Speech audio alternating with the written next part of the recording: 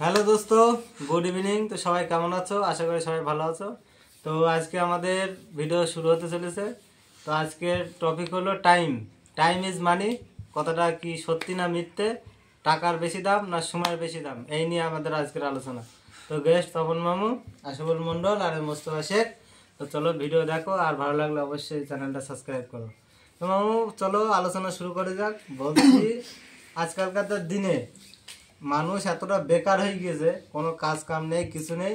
সারাদিন বসে বসে রিলসের ওপর রিলস ঘন্টা ঘন্টা দেখে দেখে যে সময়গুলো নষ্ট করছে। তাহলে সময়ের এখন বেশি মূল্য না টাকার বেশি মূল্য মানুষের কাছে? মানুষ এরকম হয়েছে, সময়ের মূল্য দিচ্ছে না। তো সময়ের মূল্য যেদিন মানুষ বুঝতে পারবে তখন মানুষ আর ভিখারি থাকবে না। দেশের সবাই, পৃথিবীতে সবাই বড়লোক হয়ে যাবে। তাহলে একটা মানুষ এখন গুরুত্ব দিচ্ছে টাকাটাকে, হ্যাঁ, সময় বিক্রি করে টাকা নিচ্ছে। কিন্তু যেদিন মানুষ বুঝছে না, হ্যাঁ বেসিক যে জিনিসটা সেটা তো সেটাই বুঝছে না। তো সময় বিক্রি করে টাকা নিচ্ছে।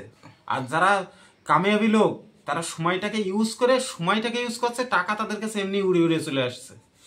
সময়টা কিভাবে ব্যবহার করা যায়, তুমি সঠিক একটা পথ বলো। হ্যাঁ, সময় মানুষ, এই যেরকম আমি কিছুদিন আগে একটা ভিডিও দেখছিলাম, বলছে যেদিন তুমি নিজের পিছনে 10 ঘন্টা সময় অতিবাহিত করতে পারবা সেদিনকে মনে করবা তুমি রাজা।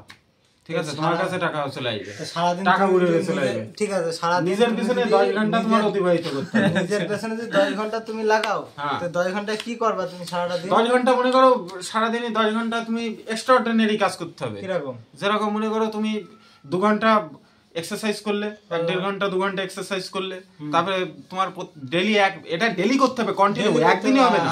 কোনো সাকসেস একদিনে আসবে না। তুমি রুটিন করো, আমি মানছি তো। হ্যাঁ, ডেইলি না ডেইলি 1.5 ঘন্টা এক্সারসাইজ করলে, ঠিক আছে, ডেইলি 1 ঘন্টা তোমার বুক পড়তে হবে, যে কোনো বই পড়তে হবে তোমার। 1 ঘন্টা বইয়ের পিছনে তোমার দিতে হবে, 1 ঘন্টা বই পড়তে হবে, হ্যাবিট এসব, ঠিক আছে। তারপরে মনে করো ডেইলি তোমার যে কাজ তুমি করো সেই কাজের পিছনে তোমার ডেইলি 6 ঘন্টা করে সেই কাজ লেগে থাকতে হবে। যেরকম মনে করো তুমি যেরকম রাজমিস্ত্রি কাজ করো 6-7 ঘন্টা তার পিছনে লেগে থাকতে হবে, মনোযোগ সহকারে, মানে এগুলো করতে হবে মনোযোগ সহকারে।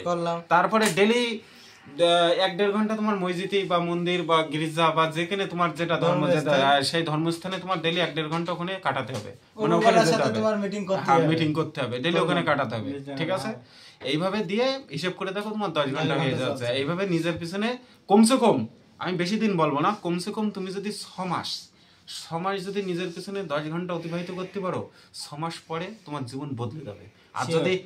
আর যদি 1 বছর করতে পারো তাহলে তো তুমি বিরাট ব্যক্তি হয়ে যাবে। যদি 5 বছর করতে পারো তাহলে দেশের প্রধানমন্ত্রী, কিচ্ছু করার নেই, ঠিক আছে। আর যদি 14 বছর করতে পারো তাহলে লোকে তোমার ভগবান হিসেবে পুজো করবে। হ্যাঁ, 14 বছর, এত পাওয়ারে। আমি কি বলছি, যদি 6 মাস করতে পারো, তোমার জীবন এখন যেসব সমস্যা হচ্ছে না, এইসব সমস্যা থেকে তুমি মুক্ত হয়ে যাবা। মানে তোমার এই যে পয়সার প্রবলেম, এই প্রবলেম, তা প্রবলেম। আর যদি 1 বছর করতে পারো তাহলে তুমি একটা বিরাট ব্যক্তিত্ব হয়ে যাবা, মানে তুমি যা চাবা তাই হয়ে যাবে। আর যদি তুমি 5 বছর করতে পারো তাহলে তুমি দেশের প্রধানমন্ত্রী, এ গ্যারান্টি, যেমন মোদি। আর যদি 14 বছর যদি কোনো ক্রমে যদি এই নিয়ম যদি মানতে পারো 14 বছর টানা, তাহলে মনে করো তুমি ভগবান, লোকে তোমার ভগবান হিসেবে পুজো করবে। তুমি যে কথাটা বললে খুব সুন্দর একটা কথা।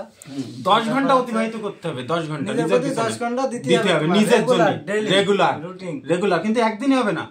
তাহলেই তোমার পয়সা তোমার পিছনে চলবে। তুমি 6 মাস করে দেখো, তারপর দেখবা পয়সার পিছনে তোমার ছোটা লাগবে না, পয়সা তোমার পিছনে চলবে। মানুষ রিল দেখবে কখন? মোবাইল সব ডিসিপ্লিন বজায়। 10 ঘন্টা পরে 8 ঘন্টা তুমি ঘুমাও, বাদ বাকি তুমি যা করো ইচ্ছা তাই করো। আরো 14 ঘন্টা তোমার কাছে টাইম রেস্ট।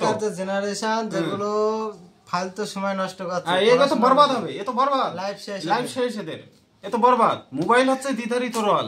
তুমি মোবাইল দেখবা না কেন? দেখো, ভালো ভালো ভিডিও আছে, পড়ে আছে।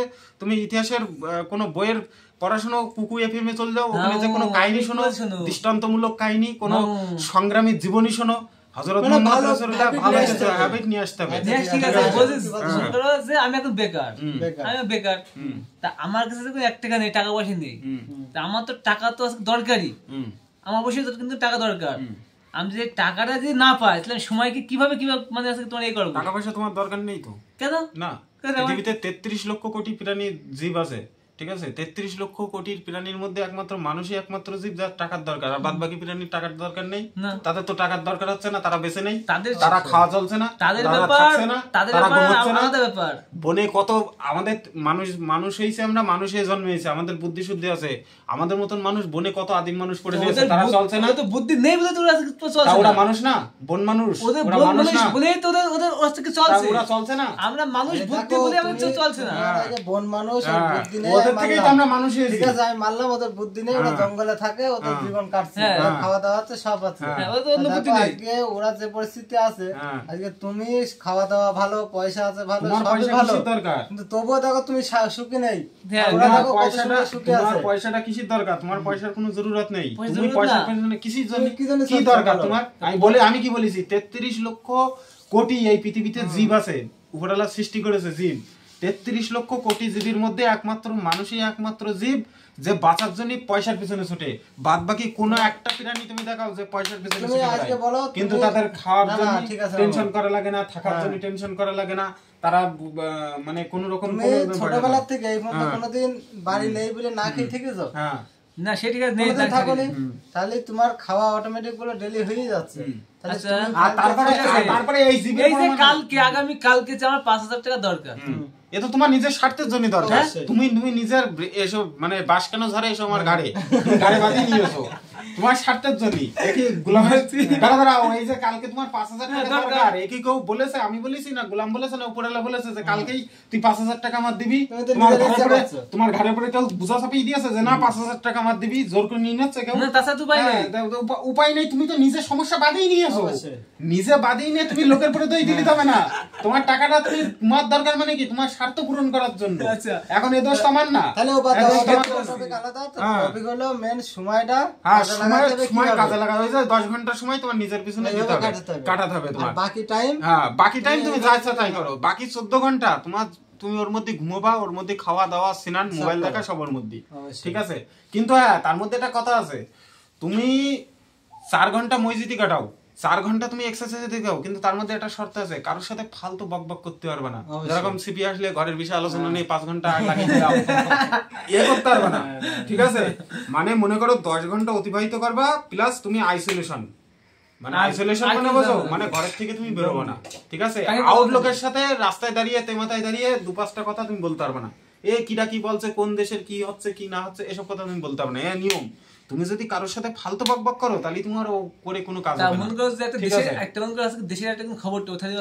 না, ওইসব ফালতু খবর তোমার শোনার দরকার নেই, তুমি নিজের না বলছি। মনে করো কালকে সরকার আমাদের ঘোষণা করলে যে আধার কার্ডটা বাতিল করে দেওয়া হয়েছে, এর পক্ষে একটা আইডেন্টি কার্ড আরেকটা তৈরি করা হবে, আগামী কালকে আসতে হবে। তো ঘরে তো আছে আসলে হয়ে গেছে, তাহলে ওদের কি করতে পারবে? বহুত লোক আছে যারা সিসি তোমার বল দিবে, তোমার শোনার দরকার নেই, তোমার সিপির কাছ থেকে শোনার কোনো দরকার নেই। তোমার কত যুক্তি আছে, নিজের উপর সময় না দিলে সাকসেস হওয়া খুব কঠিন। নিজেকে পরিবর্তন করতে হবে, এর মধ্যে আরো কিছু পরিবর্তন করতে হবে। 10 ঘন্টা তো অতিবাহিত করবাই, প্লাস তোমার নিজের খাওয়ার প্রতি কন্ট্রোল করতে হবে, নিজের তোমার হচ্ছে চলার প্রতি কন্ট্রোল করতে হবে, নিজের ঘুমের প্রতি কন্ট্রোল করতে হবে। যে কাজ তুমি করবা বলে মনে করেছো সেই কাজ তোমার করতেই হবে, রুটিন বানাও, করতেই হবে, রোজ ডেইলি, যা হয়ে যাক, পৃথিবী উল্টে যাক, কি হয়ে যাক, তোমার দেখার দরকার নেই। তুমি মরে যাও, জ্বর হোক, জুপাম হোক, তোমার উঠতে পারছো না, কিন্তু একদিনের জন্য কামাই নেওয়া যায়। একদিন কামাই গেলে তোমার আবার 0 থেকে কাউন্ট করা শুরু হবে। একদিন যদি কামাই যায়, প্রত্যেকদিন করো, কত যুক্তি আছে, ঠিক আছে? নিজের প্রতি কামাই হয় না, কামাই হয় আমার, কামাই তুমি ইচ্ছা করো, আমার ইচ্ছা করি না। বলছি আমার যখন প্রচন্ড শরীর, আমি তো আর কিছু করতে পারছি না। শরীর খারাপ হয়েছে কার জন্য? গোলামের জন্য হয়েছে না উপরওয়ালার জন্য হয়েছে? তোমার নিজের জন্য হয়েছে, নিজের জন্য তুমি নিজের প্রতি কন্ট্রোল করতে পারোনি, ওই জন্য শরীর খারাপ হয়েছে। কন্ট্রোল করো, এক্সারসাইজ করো, তোমার শরীর কিভাবে খারাপ হবে? ঠিক টাইমে খাও, খারাপ যে খাবার টাবার গুলো ওইসব খাবার না, হেলদি ফুড খেতে হবে। একটা বেসিক নলেজ আছে, আমি বলতেছি। ধরো আগে 2 মাস আগে আমার এক্সারসাইজ চলছে, গত 3 দিন আগে আমার জ্বর এলো, 2 দিন জ্বরও ছিল। আমি জ্বর হয়েছে কিনা আমি বুঝিনি, এখন আমি বুঝতেছি আমার গালে ঘা হয়েছে, তাহলে অবশ্যই জ্বর হয়েছে। দেখো তুমি হেলদি ফুড জ্বর হয়েছে কিনা আমি বুঝতে পারি। এখন তুমি যদি 3 টাইমে যদি ভাত মারো, ঠিক আছে, পেট ফুটে যদি ভাত মারো, এদিকে সকালবেলা এক্সারসাইজও করো, ঠিক আছে, সকালবেলা উঠেই 5টা ডিম সিদ্ধ, 1 গ্লাস দুধ যদি মেরে নাও, তাহলে তো তোমার তো হাই তো উঠবেই, আর শরীর তো নিয়ে তো পারবেই। তো তুমি হেলদি ফুড খাও, 1 বেলা ভাত বেশি করে খাও, 2 বেলা হালকা খাও, হেলদি, যেরকম ছোলা, যেরকম বাদাম, রুটি, যেরকম রুটি এসব খাও দুটো করে। মানে নিজেকে কন্ট্রোল করে রাখো, মনও তোমার কন্ট্রোল থাকবে। একদিন রোজা থাকো।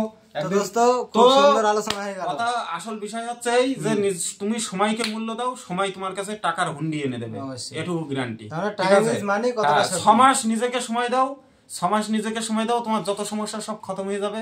যদি 1 বছর সময় দাও, তুমি যা চাবা তাই হয়ে যাবে, ঠিক আছে। আর যদি 5 বছর সময় দাও, তুমি দেশের প্রধানমন্ত্রী, যে দেশেই থাকো না কেন সে দেশের প্রধানমন্ত্রী দেবা। আর যদি 14 বছর নিজের পিছনে যদি প্রতিদিন 10 ঘন্টা করে সময় দিতে পারো, তাহলে মনে করো যদি এখন বয়স 30 থাকে, 44 বছর বয়সে তুমি ভগবান হয়ে যাবা, মানে লোকে তোমার ভগবান হিসেবে। ঠিক আছে বন্ধুরা, আলোচনা কিরকম হলো অবশ্যই কমেন্ট করে জানাও। আর ভিডিও ভালো লাগলে লাইক করো, সাবস্ক্রাইব করো। আর যা কথা হলো কোনো মাইন্ড নেওয়ার দরকার নেই, ঠিক আছে। জাস্ট ভালো মন্দ নিজস্ব আলোচনা। তো আর বেশি বাড়াচ্ছি না, চলো গুড নাইট, শুভরাত্রি।